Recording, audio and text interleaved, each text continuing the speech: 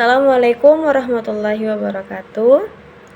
Saya Dinda Amaliana dengan NPM 2205010124, mahasiswa PGSD semester 5B STKIP Al-Ma'sum Langkat.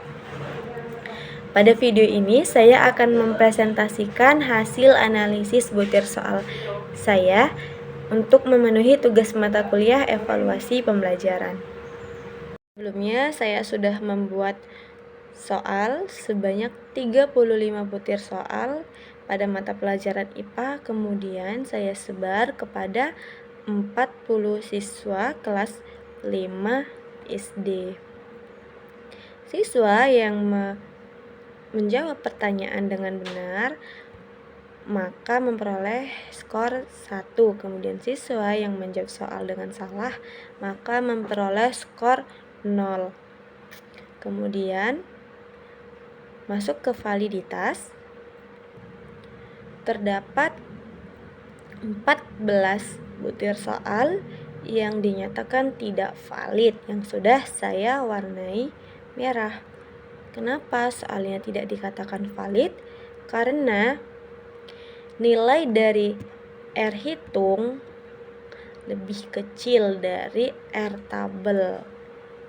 Contohnya pada soal nomor 7, R hitungnya memperoleh nilai sebanyak 0,14, sedangkan R tabelnya adalah 0,312. Nah, maka soal nomor 7 dinyatakan tidak valid. Sedangkan soal pada nomor 1 dinyatakan valid karena nilai dari R hitungnya 0,71 lebih besar dari 0,312. Nah, kemudian kita akan masuk kepada tes kesukaran. Pada tes kesukaran, kita akan melihat apakah soal itu dinyatakan sukar, mudah, atau sedang. Nilai soal dikatakan sukar apabila nilai P-nya lebih kecil dari 0,3. Sedangkan soal yang dikatakan mudah apabila nilai P-nya lebih besar dari 0,7. Kemudian soal yang dinyatakan sedang apabila nilai P-nya itu 0,3 sampai dengan 0,7. Itu menurut Sumarna 2004. Nah, di sini pada soal yang sudah saya buat terdapat banyak sekali soal yang dinyatakan mudah. Lanjut ke daya beda.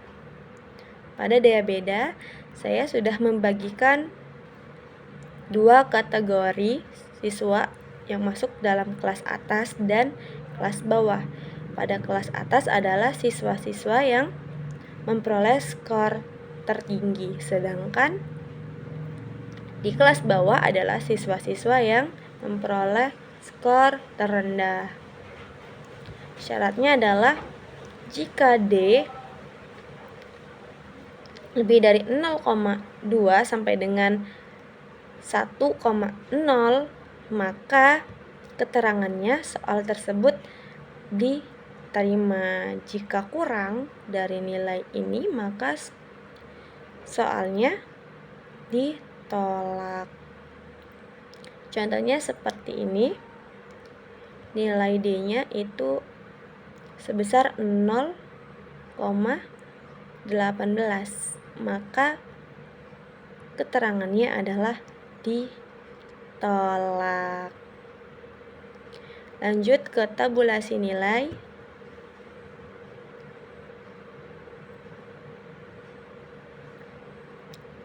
Pada tabulasi nilai, jika soal pada validitasnya itu sudah tidak valid seperti ini, maka sudah dapat dipastikan tanpa kita melihat tes kesukaran atau daya beda, maka keterangannya soal tersebut tidak diterima. Namun jika soal tersebut valid dan pada tes kesukarannya adalah mudah, pada daya bedanya diterima, maka keterangannya adalah diterima. Kenapa? Karena soalnya valid. Meskipun pada tes kesukarannya mudah, tapi pada daya beda diterima. Masih terdapat satu kegagalan, maka soal tersebut masih diterima. Sedangkan pada validitasnya valid, pada tes kesukarannya sedang, pada daya bedanya diterima, sudah dipastikan bahwasanya soal tersebut diterima. Namun jika pada validitasnya valid, pada tes kesukarannya sukar, dan pada daya bedanya ditolak, maka soal tersebut tidak diterima karena terdapat dua kegagalan. Lanjut, kita masuk ke reliable. Pada reliable, saya sudah membagikan dua kelompok, yaitu kelompok genap dan kelompok ganjil. Pada kelompok genap itu terdapat nilai X dan X kuadrat, sedangkan pada kelompok ganjil terdapat nilai Y dan nilai Y kuadrat. Nilai X ini maksudnya adalah jumlah dari soal yang dijawab benar oleh siswa. Contohnya adalah pada siswa yang bernama Glenn Aprilia, siswa tersebut menjawab 10 soal secara benar. Kemudian pada kelompok yang ganjil, Glenn hanya menjawab 11 soal yang benar.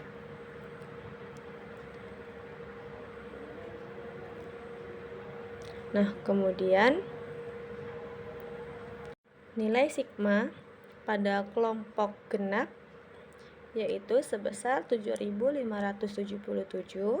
dan nilai sigma pada kelompok ganjil sebesar 6.740.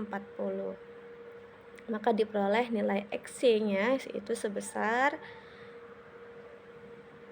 7.033.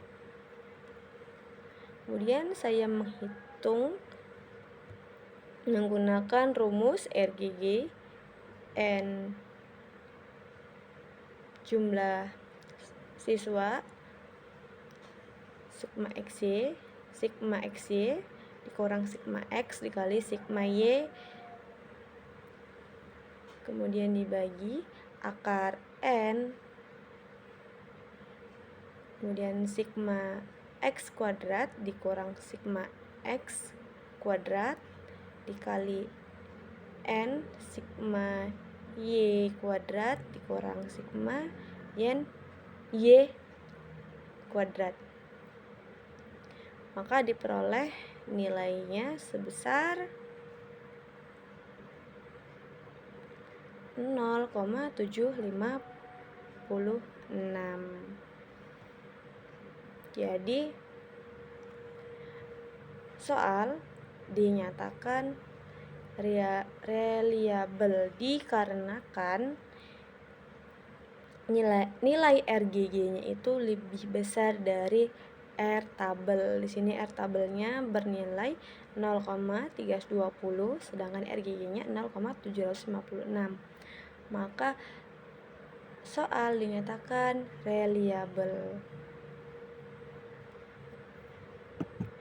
Sekian presentasi dari saya.